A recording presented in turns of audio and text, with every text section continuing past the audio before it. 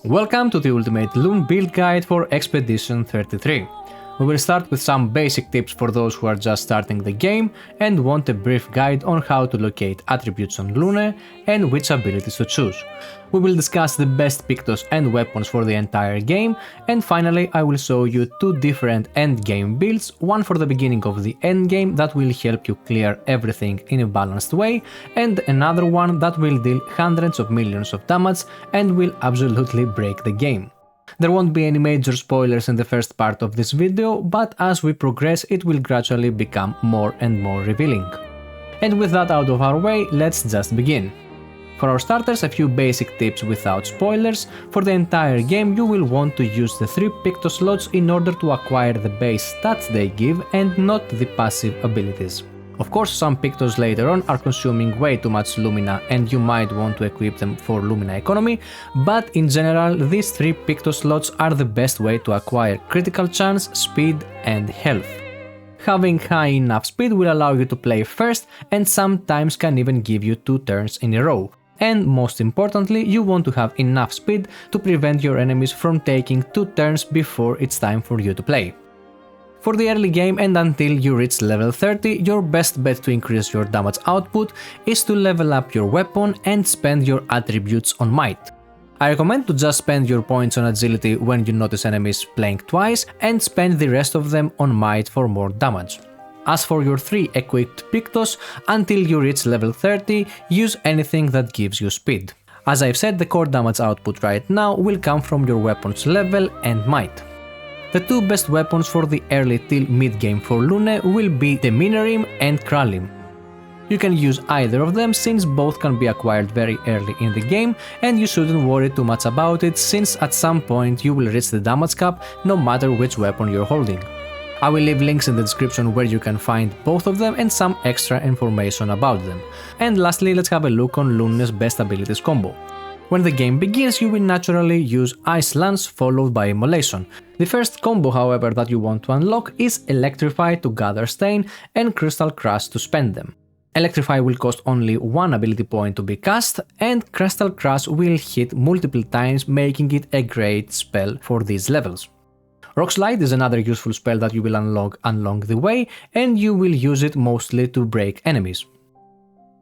That said, after level 33 comes your first power spike and the first time you will have to relocate your attributes and ability points. Up until now it was impossible for you to reach high critical chance, at least while playing in a group of 3, so we ignored it completely, but from now on your attribute points and the newly acquired Pictos can help you reach 100% critical chance. First, let me explain why we want to swap on a critical chance build.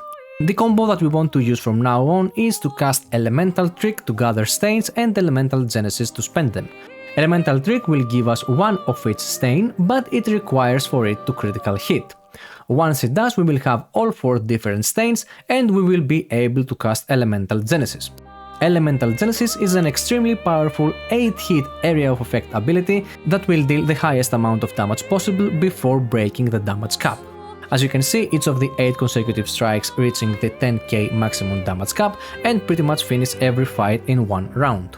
Now, in order for you to do so, we have to spend around 50 points on luck to increase our base critical chance and then equip 3 Pictos that will boost our critical chance as well. You can choose any Picto you want with high critical chance values. At this point, let me mention that I have a checkbox list uploaded on my website that will help you mark everything there is to loot on every area before you move on at your campaign. Also, at the same page there is another checklist with the optimal route guide that you can take in order to clear every optional area while you are still on the corresponding level. You can of course go back very easily to pick up everything later in the game anytime you want, but I believe it's best to not visit them while you're over leveled so you don't miss on the gameplay experience. So let me say it once more, use any Picto with high critical chance, level up your weapon as much as possible and spend at most 53 points on luck. Now there are several Picto passives that you can equip with Lumina points to boost your damage or stats even more. For now that you are still picking up new and more powerful Pictos all the time, there is no standard blueprint that I can give you to follow. There are some Pictos, however, that is worth mentioning and I will try to list them in the order you are supposed to pick them up. Later in this video I will give you exact complete builds, but for now, since we are still bound from the damage cap, something like that is not really necessary. So let's begin with some Pictos available in Act 1. Critical Burn is a very useful Picto acquired very early on that will boost your critical chance by 25% if the target is burned. The trick is to have another character playing before you do, in order to set enemies on fire. That said, one of the simplest ways to set enemies on fire is to use the Burning Shots Picto. Dead Energy will give you 3 ability points after eliminating an enemy, and this can be very useful when you are playing against multiple weak flying targets that you can only damage with free aim shots. Augmented Counter will give you bonus counter attack damage, and this will be very useful for the entire party for the whole game. Energizing Start Pictos will give you additional ability points at the beginning of each battle and can be found very early on as well. Teamwork will give you good extra passive damage for every alive teammate in your party. Confident will remove the ability to heal, but in return you will take 50% less damage. This can be useful on scenarios that you are losing in one shot and you don't have a chance to heal anyways. First Strike is another great Picto that will always allow your characters to play first, but most importantly, if they have high enough speed, they will also be able to play twice in a row before the enemy's turn. Now let's see some very useful Pictos available on Act 2. Sweet Kill will heal your character after every elimination. Inverted Affinity will boost your damage for 3 turns, but in return you will take damage when you're healed. The 50% bonus damage, however, is incredibly high, so it's totally worth it. Energizing Parry will give you an additional ability point with every successful parry, a very useful tool, but it is a little bit expensive on Lumina points. Confident Fighter will boost your damage by 30%, but you will not be able to heal from now on.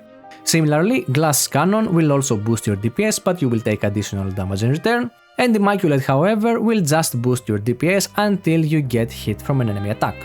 Energizing Turn is another great Picto that will give you 1 additional ability point on every turn, and it can be pretty much used by any member of your party. Finally, with the end of Act 2, the damage cap will be lifted from a certain Picto that you will acquire from a non-missable boss at the campaign, and now we can discuss the best Lune build that will carry you until the end of the game. Up until now this guide was as spoiler free as possible, but from now on there will be heavy spoilers, so continue at your own risk. The core recipe will remain the same. We want to have enough critical chance in order for Elemental Trick to always crit and gather all 4 stains, only now, since the newly acquired Pictos will give us a lot more critical chance, we can reach around 75% without spending points on luck. If you want, you can continue with the weapons you already have, since the game is not hard anyways, but the best weapon for Lune will now be accessible for you. Its name is Scaverim, and it will be available in the Falling Leaves area by eliminating the Scavenger boss. Scaverim will scale with Vitality and Agility, which means you can now relocate your attributes and set max points on Agility first, and then try to reach max point on Vitality as well.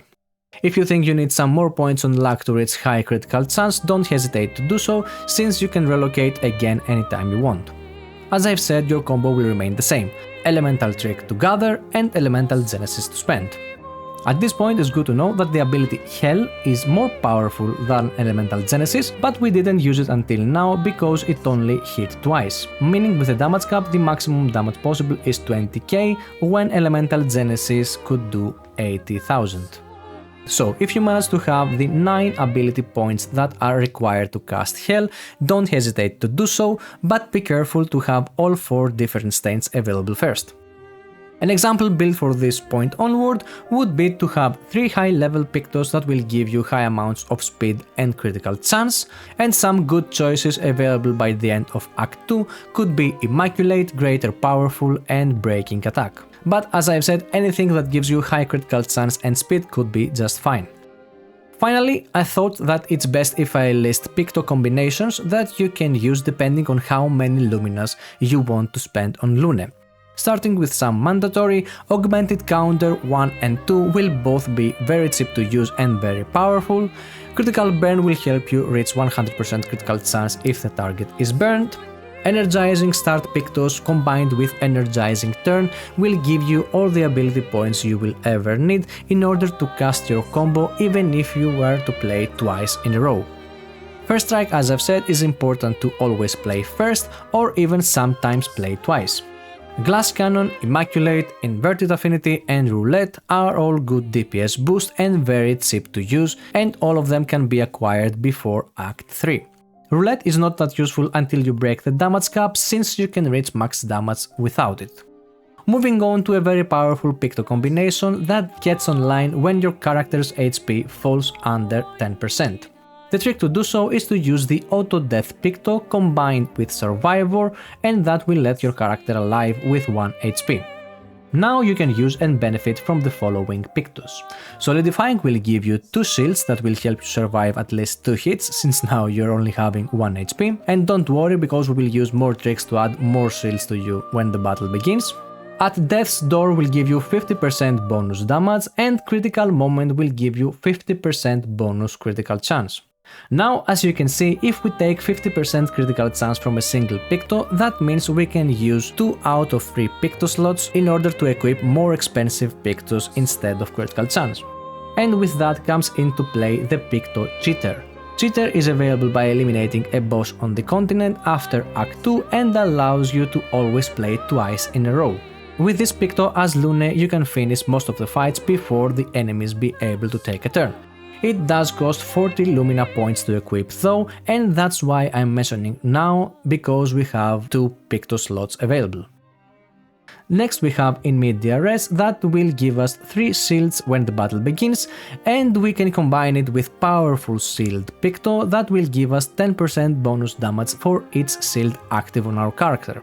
Additionally, if you want, you can also use the Shield Affinity Picto to increase your damage even more, but with this Picto enable, all shields will be removed with a single hit.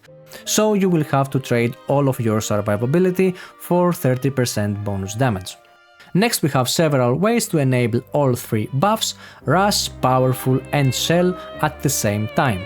All we have to do is to first use a Picto that will activate Shell. Can either be SOS Shell if you plan to reduce your life to 1, or Auto Shell if you are planning to play with normal HP values. Either way, you want to also have Powerful on Shell Picto to activate Powerful at the same time, and Rush on Powerful Picto to activate Rush as well. The Powerful buff will give you 25% bonus damage, and Rush will give you 33% additional speed. Pictos like Greater Powerful and Greater Rush will boost these values even more. Finally, some very strong Pictos that are not bound to any combo and you can use them separately or altogether is Burning Affinity for bonus damage on burned targets, Confident Fighter for bonus damage in return of less survivability, First Offensive, Glass Cannon, Immaculate, Inverted Affinity, Roulette, Teamwork and Warming Up. You might have already noticed that we are missing Pictos that gives you ability points. Well, you can use the same Pictos that you were using so far, but there is actually another way to acquire every single buff and plenty ability points by using another character as support. I have already created a video guide on how to use CL as support for the late game that I will just link in the description. I believe this is the easiest way to activate every buff on your characters and save more Lumina points on your carries as well. Finally, if you are looking for the last party trick, here is how to achieve millions of area of effect damage on a single hit with Lune in the very late game. First, you will need the CL support build that I mentioned earlier. I can't go into many details since I have a whole video explaining how CL support works, but in short she will give us both buffs Rush and Powerful when the battle begins, she will fill the breaking bar of all targets, and she will also set every enemy on fire. That leads us to our second character Verso, whose only job is to hit multiple times with his free aim shot. He will stun every enemy, he will mark every enemy, and he will fill the whole gradient bar all at once. The necessary Pictos for this Verso build to work will be on your screen right now, so feel free to pause the video anytime you want and copy it. And after Verso finishes his job, CL will only have to use her ability Fortune's Fury that will give the selected ally double damage for 1 turn. And then Lune will simply have to cast her gradient ability Skybreak and erase everything that stands before her. And that's pretty much it for the ultimate Lune build guide in Expedition 33. If you enjoyed this kind of video, make sure to leave a like and some positive feedback, subscribe for more relevant content, and see you on the next video.